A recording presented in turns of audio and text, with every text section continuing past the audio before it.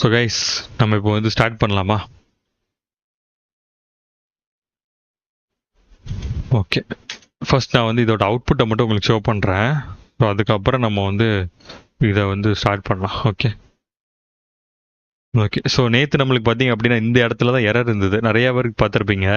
But இன்னைக்கு பார்த்தீங்க அப்படின்னா அந்த எரர் நம்ம சால்வ் பண்ணிட்டோம். Okay so fine. இப்போ வந்து பார்த்தீங்கன்னா நம்மளுக்கு ப்ராப்பராக எக்ஸிக்யூட் ஆகுது. இதை நம்ம எப்படி வந்து லைவாக சைட்டில் பார்க்கணும் அப்படின்னா, ஜஸ்ட் ஒன்ஸ் அகெயின்